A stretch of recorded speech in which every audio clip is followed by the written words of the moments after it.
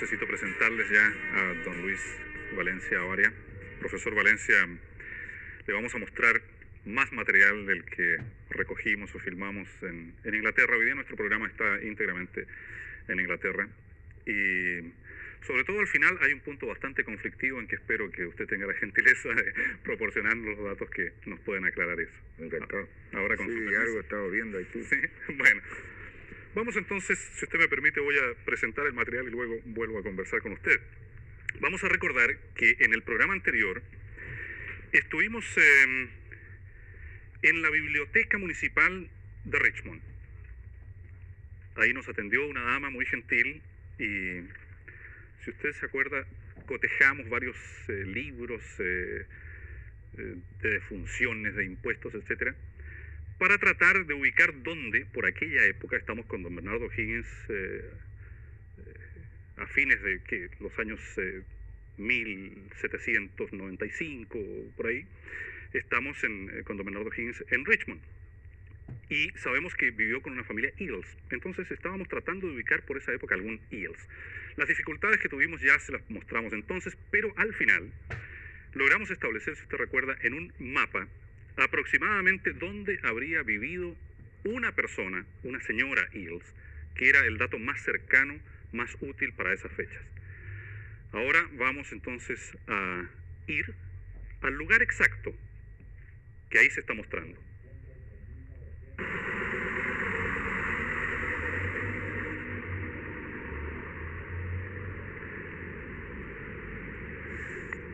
Como ustedes ven, un terminal de autobuses, de los típicos autobuses de Londres. Si alguna vez quiere venir usted a Richmond a conocer un lugar que de por sí es hermoso y que tiene el antecedente histórico de que aquí vivió Bernardo Higgins, ya sabe que el autobús que le conviene es el 37. Este terminal está ubicado a no más de, digamos, 3 cuadras, si fuese en línea recta, hay que ir por algunas callejuelas, de la biblioteca pública de Richmond, donde averiguamos algunos datos sobre la familia Eales y el posible lugar de residencia de don Bernardo Higgins. Bueno, estamos en este lugar y la calle que figuraba en la partida de función era Red Lion. Hay un nombre de restaurante chino aquí que recuerda ese apelativo, Red Lion Chinese Restaurant. Pero esta calle en que estamos nosotros, en que se encuentra el paradero de autobuses, es actualmente Wakefield Road. Ya vimos que aquí tenemos el paradero de buses. Al otro costado tenemos otro restaurante. El restaurante se llama Rendezvous, pero es un restaurante chino. Una cierta inconsecuencia de idiomas que, como ustedes verán, no es la única en este sector. Y ahora sí, prestemos atención a esta hilera de casas, porque aquí frente a nosotros está el lugar que se nos señaló en la biblioteca pública de Richmond como el lugar exacto donde habría vivido, habitado la familia Eales, sin que tengamos la certeza de que esa familia Eales, de la cual tenemos datos concretos, sea exactamente la familia con quien vivió don Bernardo O'Higgins. Esta es la calle. En la esquina hay otro restaurante. Detrás de ese restaurante, una iglesia antiquísima. Y veamos ahora la calle en sí. Se nos ha dicho que en esta calle actualmente está prohibido vender casas o entregarlas para la habitación de familias. Por lo tanto, la mayoría de ellas son oficinas. Aquí en la esquina, por ejemplo, está Haslett Securities Limited Publishers. Son una compañía editora de libros. Aquí se me ha informado que en esta casa vive una familia que tiene unos chicos muy lindos, pero nos ha llamado la atención este letrero. Este signo en toda Europa es el signo de prohibido estacionar. Pero fíjense ustedes que está en italiano. Vietato parcheggiare autoveicoli nel cortile. Está en italiano. Ahora, ¿por qué podría estar en italiano? Nos preguntamos nosotros. La casa podría estar habitada por una familia italiana. Pero en ese caso no parece muy acertado poner el letrero en italiano, porque puesto que aquí se habla inglés, la gente que es la que va a estacionar delante de la salida no va a entender lo que dice. Alguien me dijo, podría ser que la persona que vive aquí es inglesa y solamente quiere que no estacionen los italianos. Bueno, parece una interpretación un poco aventurada. Aquí termina la calle, el lugar donde tiene que haber vivido la señora Eales, que podría ser de la familia Eales donde vivió don Bernardo Higgins. Les dejamos con la vista de la calle lateral, de por sí impresionante.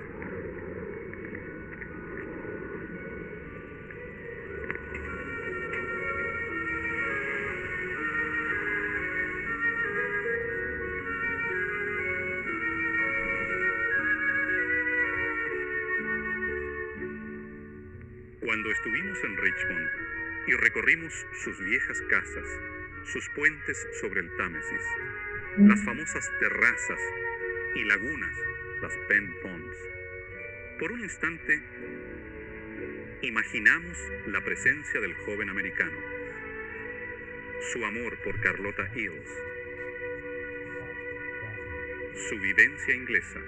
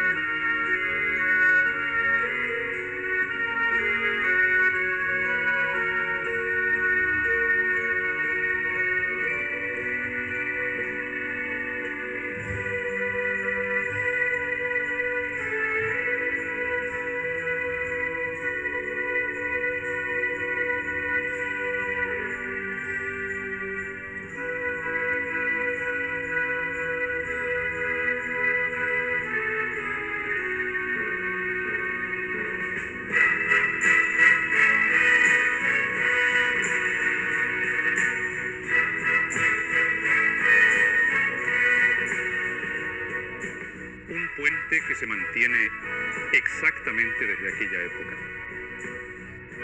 Durante su permanencia en Inglaterra, traba amistad con un profesor de origen venezolano que ha estado en la Revolución Francesa, que ha burlado la persecución española y que busca en Inglaterra el apoyo para sus planes de liberación americana, Francisco de Miranda.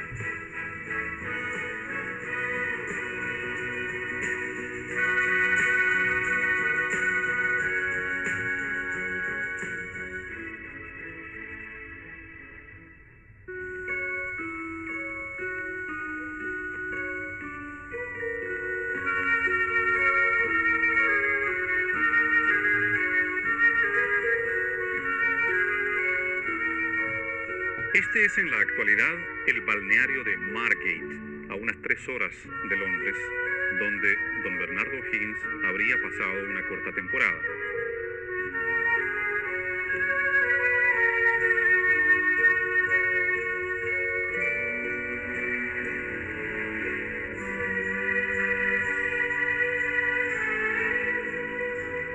Hicimos el viaje a Margate especialmente. Margate queda en la costa este de Inglaterra. Desde Londres se viaja hacia el este, mirando hacia el costado de Europa. Hicimos ese viaje porque allí hay varios datos que se encuentran en los textos. Aparentemente don Bernardo se queda sin dinero. Estoy repitiendo lo que se encuentra, insisto, en algunos textos, y lo solicita a sus protectores o gente que tenía sus finanzas, que eran unos relojeros Spencer y Perkins, pero al parecer a regañadientes le dan muy poco dinero, y por ahí se dice que finalmente puede volver a Londres, aunque sin dinero, y encuentra alojamiento en casa del capellán Morini de la Legión de Nápoles en la calle York número 38. Naturalmente, fuimos a la calle York número 38. Preguntamos dónde está. En realidad hay una calle York casi, digamos, en el centro de Londres. El centro de Londres es Oxford Street con el cruce de Regent y Piccadilly. Bueno, de Oxford Street, que es una calle horizontal, digamos, se va hacia el norte unas 10 cuadras hacia el sector de Marylebone y ahí está York Street y el número 38. Nos dijeron no hay ningún problema, ahí está la casa. Vamos a ver qué pasó.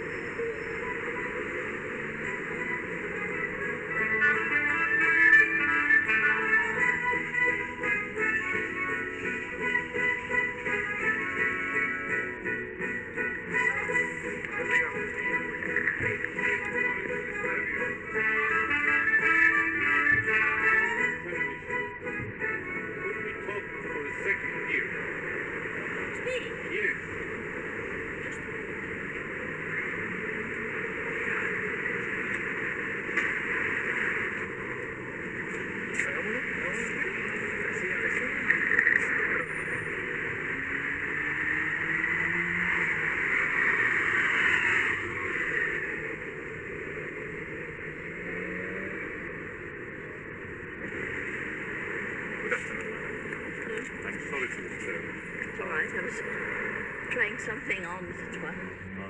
We are doing a documentary for South American television. In this house lived one of our founding fathers, Mr. O'Higgins. Maybe you don't know it. So, I think it must be the older man. that was around. Don't think me, I don't watch your television. That was around 1800. Yes, I wasn't born. Certainly. But if you would answer me exactly what you just said in front of the camera, I would really appreciate it.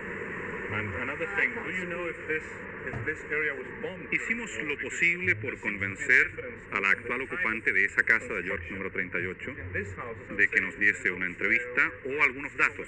Pero lo único que conseguimos en claro fue que nos dijera que en la municipalidad, que quedaba a solo 2 cuadras de allí, nos podían dar datos exactos sobre la antigüedad de esas construcciones y de la calle misma. No idea. But it wasn't bombed during the last war. No, because I was here. Okay. Now, would you mind answering me those questions on camera? This is for a foreign country. You will never see it here in England. ¿Are you South American? Yes, I'm ¿Habla español? Sí, claro. ¿Y usted también? Pero entonces es una suerte tremenda. Pero muy mal. No, pero no importa. Habla con un acento español. ¿Ha vivido en España usted? No, he vivido en España Ya. para 8 años. Lo habla muy bien. Y mañana, no, esa mañana me voy para 2 semanas. Ya. Bueno, ¿me podría hacer ese favor entonces o no? Claro. Lo mismo que hemos conversado. Si usted sabe quién vivió aquí, Es que yo soy muy nerviosa y bueno, me habla de porque hablo francés mejor que inglés, así que estoy malo. Bueno, pero lo hacemos. ¿En inglés o en español, como usted quiera? No, español no. En la municipalidad logramos averiguar que hace 100 años el actual número 38 no era el 38. Era otra casa.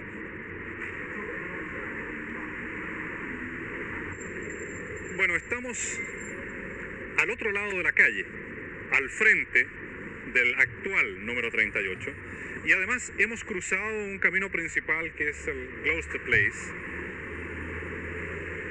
y nos hemos trasladado a la otra cuadra, así que estamos en 2 sentidos al otro lado.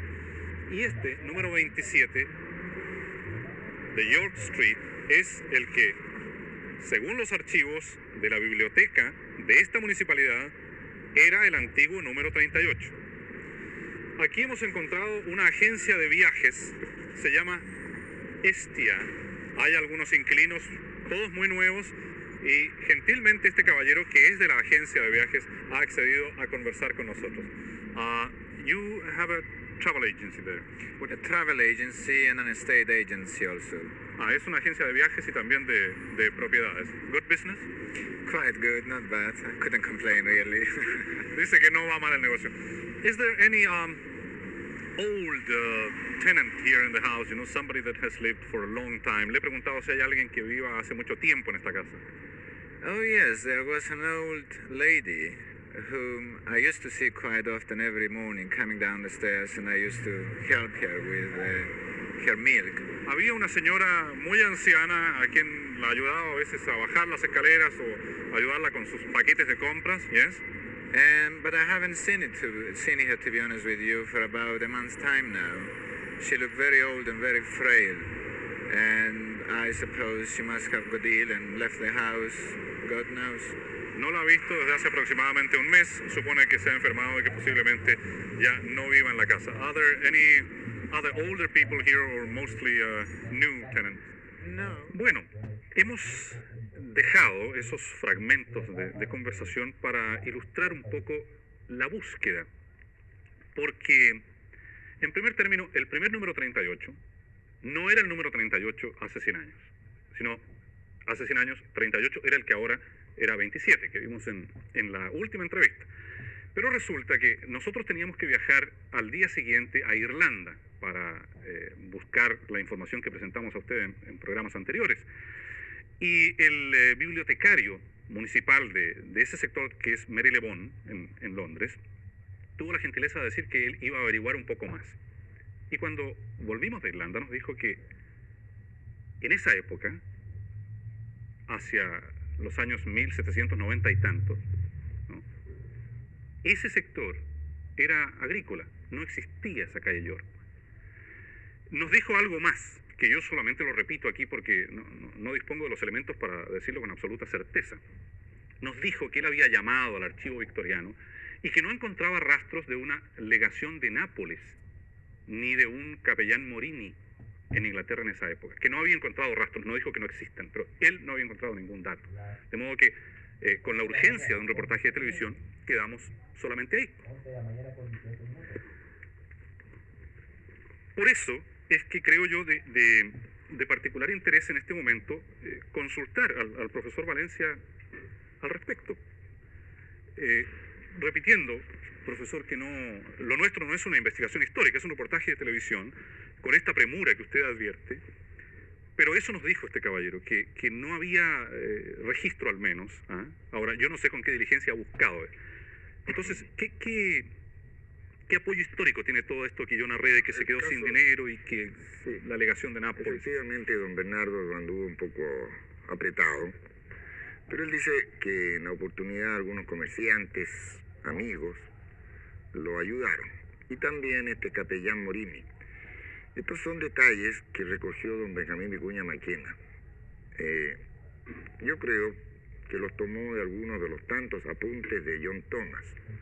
Lamentablemente no todos estos apuntes han llegado hasta nosotros, de suerte que no podemos saber más, porque este particularmente es relativo a Morini y a esa tal legación de Nápoles en Londres.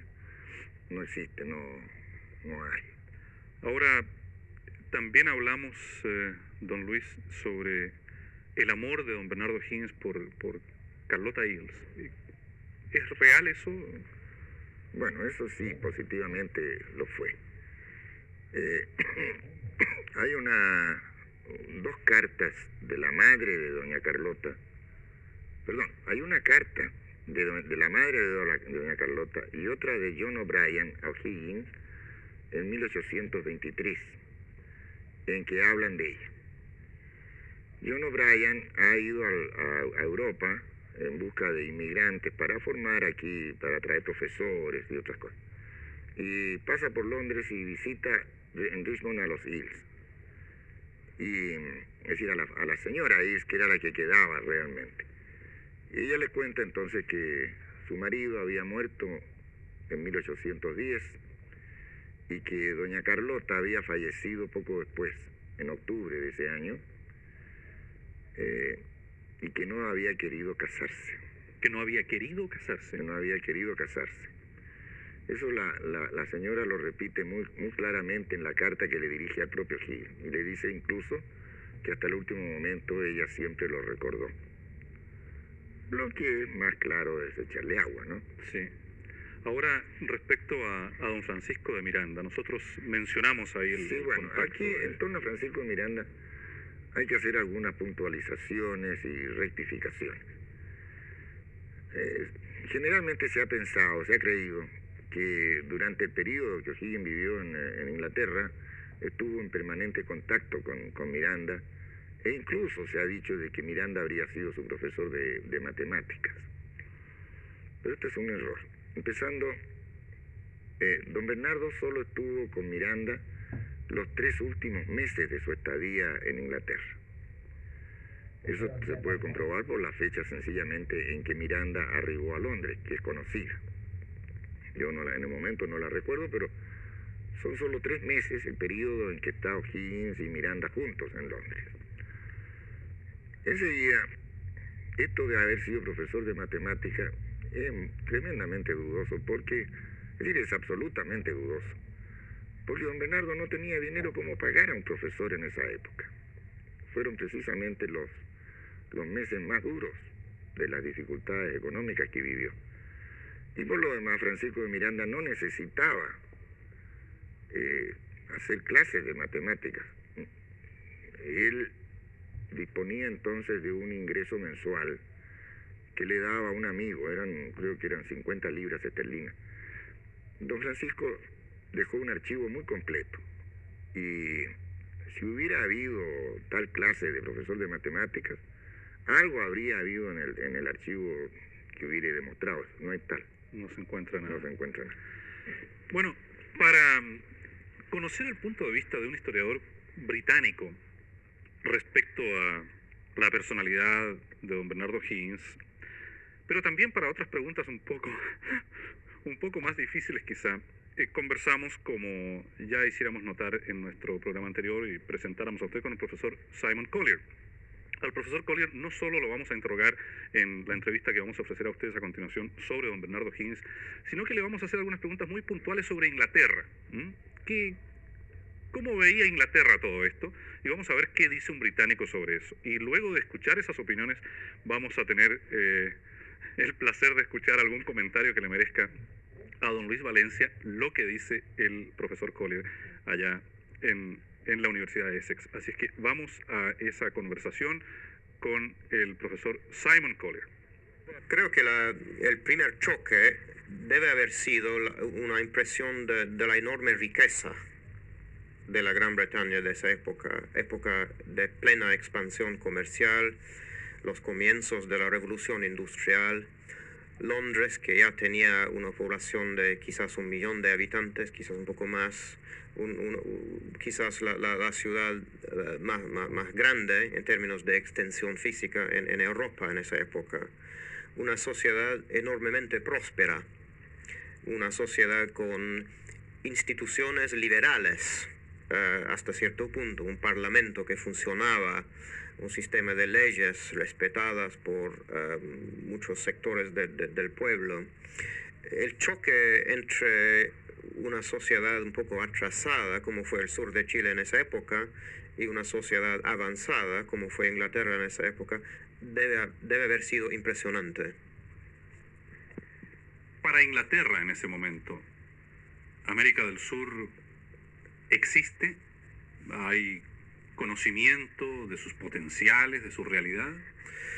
Para los ingleses, América del Sur siempre existía en 2 o 3 planos distintos. En el plano del mito y de la leyenda, El Dorado, esa clase de fenómenos. También existía siempre en un plano comercial, en el plano comercial de contrabando, por ejemplo. Y es evidente también que muchos intereses comerciales británicos en esa época tenían un interés enorme en establecer contactos comerciales con las colonias españolas. Esto se ve muy claramente con el influjo de comerciantes ingleses en los países sudamericanos después de la independencia. Inglaterra, a fines del siglo XVIII, vislumbra la posibilidad de independencia de las colonias españolas, estimula esas posibilidades. El gobierno inglés de esa época tenía un cierto interés en estimular proyectos de ese tipo, pero hasta qué punto fue serio no se sabe. Es evidente que Francisco de Miranda, el precursor venezolano, vivía mucho tiempo en Londres gracias a una subvención del gobierno de William Pitt, del gobierno inglés. Pero fuera de eso, siempre había motivos también de motivos diplomáticos dentro de Europa. Dependía mucho, ¿no?, sobre la posición con respecto a España. Después de 1808, Inglaterra y España estaban otra vez aliados, por eso fue un poco difícil estimular movimientos emancipadores en las colonias del aliado. Ahora, desde un punto de vista de filosofía política quizá, ¿cómo ve Inglaterra en ese momento la independencia que empieza a producirse en América? Digo desde un punto de vista de filosofía política porque podría parecerles, por ejemplo, que es prematuro, que esas tierras deberían quedar todavía bajo la tutela de una nación más desarrollada. A juzgar de la documentación de la época, lo único que se puede decir que había un enorme optimismo en Inglaterra y en el resto de Europa con respecto a los países recién emancipados. Mucho optimismo, una impresión, quizás la gente se decepcionó un poco más tarde, digamos, pero a comienzos del siglo XIX no hay la menor duda de que había mucho optimismo en cuanto a las perspectivas económicas, sociales y políticas para América Latina. ¿Se les veía como naciones jóvenes, como...? Naciones jóvenes, sí, pero naciones jóvenes con un porvenir posiblemente brillante. Digamos, lo que fue Estados Unidos de Norteamérica, se pensaba que... Bueno, el ejemplo de los Estados Unidos, que fue la primera rebelión anticolonial, como se sabe, después del ejemplo de Estados Unidos, yo creo que había mucha gente que pensaba que algo muy similar iba a producirse en América del Sur. Pero en Inglaterra no se debe haber mirado con mucha simpatía todo eso. No se debe haber mirado con simpatía la independencia de los Estados Unidos de Norteamérica y no se debe haber mirado con simpatía el que muchos pueblos en el mundo empezasen a pensar que ellos eran dueños de su propio destino. Bueno, la independencia de los Estados Unidos fue una especie de trauma psicológico que duró relativamente poco tiempo, ¿no? O sea, los ingleses se adaptaron dentro de 10 años, 20 años. Y claro que la otra cosa que hay que acordar es que a principios del siglo XIX hay el gran auge liberal, liberal nacional incluso, simpatías en Inglaterra para con los países que quieren emanciparse, no solamente países en América, sino también en Europa, Italia, Grecia, países así. Así que generalmente durante todo el siglo XIX en Gran Bretaña hay una especie de sentimiento de solidaridad con los países recién emancipados o países que quieren emanciparse. No hay ningún elemento de perspectivas imperialistas en esto. Bueno, perspectivas imperialistas en términos de la adquisición de tierras, no creo. O sea, el resto del mundo sí. En África, en Asia, había ancho espacio para la expansión imperial en ese sentido. Pero no, en general se respetaba, ¿no?, el derecho de las nuevas repúblicas de constituirse y de llevar una vida independiente. Claro que la influencia comercial es otra cosa. ¿Y cómo se mira actualmente ese periodo de América Latina en la perspectiva que dan los años? Es una pregunta muy difícil. Yo creo que... Me refiero a esferas académicas, ciertamente. Sí. Creo que hasta hace algunos años había una tendencia, ¿no?, de mirar todo el proceso de la independencia en América del Sur como algo un poco formal. como algo no muy importante, ¿no? En términos de los procesos fundamentales socioeconómicos. Y yo creo que esa tendencia se mantiene hasta cierto punto. Claro que hay que reconocer, ¿no?, de que políticamente fue un momento de enorme importancia para toda América Latina y nadie lo duda. Fue el comienzo, después de todo, de una historia independiente.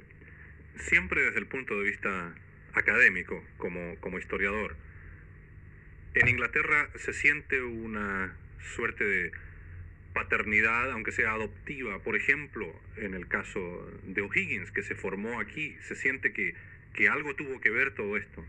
Se siente que fue un hombre hasta cierto punto, repito, propio, el que realizó esto, ¿o no? Hasta cierto punto sí. O sea, los ingleses, ¿no?, a veces se recuerdan el rol de los voluntarios ingleses que fueron a América del Sur para pelear en los ejércitos de Bolívar y San Martín, y también gente como Lord Cochrane, almirante Cochrane, cuyo rol en la Marina chilena es muy conocida. Así que en ese sentido sí. Pero en otro sentido parece que no. En un sentido más fundamental yo creo que no. Fue un acontecimiento, digamos, muy fuera de nuestra experiencia nacional, digamos. Y en ese sentido, en general los ingleses no sienten una paternidad en el sentido fundamental, pero en el sentido de que ingleses colaboraron, sí. Pero en general el académico, el historiador inglés, se siente un poco ajeno dentro de la historia de Inglaterra. Este es un proceso más bien adjetivo. Sí, algo así. El profesor Simon Collier conversando con nosotros en la Universidad de Essex en Inglaterra. Ahora, de lo que dijo el profesor Collier, profesor Luis Valencia Valle, yo, ¿qué la comentario? verdad que le debo confesar, no conozco al señor Collier, pero me llama la atención, sí, que este profesor como que pretende o busca ignorar algunas cosas. Puede haber sido que en el momento no se le hayan ocurrido también. Pero hay algunos puntos muy claros. Empezando, las invasiones inglesas al Río de la Plata en el primer decenio del siglo XIX. Más adelante, es cierta la presencia, claro, de ingleses que vienen a auxiliar la independencia americana. Aun cuando hubo un bill, una ley inglesa que lo prohibió por un tiempo, pero luego se permitió. Y luego, el reconocimiento de la independencia de estos países, particularmente el reconocimiento de la independencia de Chile. Es cierto que la política había hecho variar ya los gabinetes, y es natural que un gabinete tenga una política y el otro tenga otra. El caso de que Canning solo reconoció la independencia nuestra, creo que en 1800, la fecha no la voy a recordar, pero positivamente fue posterior al reconocimiento de la independencia de los demás países de América. El fondo de por qué no querían reconocer la independencia, porque O'Higgins envió a Irizarry precisamente tras de ese objetivo, obtener que Inglaterra reconociera la independencia de Chile. La razón última fue que estos países no se establecían como monarquías. Y entonces el gabinete inglés estaba profundamente preocupado de estas repúblicas, que era algo tan dañino para ellos como lo había sido la Revolución Francesa. Y entonces no eran muy partidarios de apoyar a revolucionarios de este tipo, a revolucionarios republicanos. Eso les chocaba. Por eso fue que San Martín precisamente hizo su gran campaña para tratar de convencer de que debía establecerse regímenes monárquicos acá. Buenos Aires apoyó esto, hizo también grandes esfuerzos en ese sentido. El único hombre que en el sur del continente se opuso a la monarquía fue O'Higgins. En el norte lo hizo Bolívar. De suerte que algo de eso es muy importante. Es una lástima que el señor Collio no nos haya tratado ese tema. Bueno, en este punto cerramos nosotros este programa y también cerramos el capítulo europeo, británico de esta serie. En nuestro próximo programa, contando ciertamente con la muy valiosa colaboración del profesor Valencia, vamos a estar aquí en Chile, en una ciudad o una zona de mucha importancia en la ruta de los O'Higgins, y allí vamos a conocer parajes, desde luego lugares físicos y personas, tal como lo hemos hecho en todos estos programas. En nuestro siguiente programa, repito, vamos a estar en Chillán. Hasta entonces, muchas gracias por su compañía. Muy buenas noches. Oh, yes, I think, don't really know. There's a plaque on the wall down there. Yes. Somebody used to live there. Who was it? Who was it who lived here, you told me? Mr. Bernardo O'Higgins lived here. Old Irishman, was it? That was around the 1800s. Around Chilean? You don't know? He was born in Chile Uh-huh. from Irish stock. His father actually became the virrey, that's the governor, viceroy in Peru, which was in charge of all that area. So this man was born in Chile with Irish stock.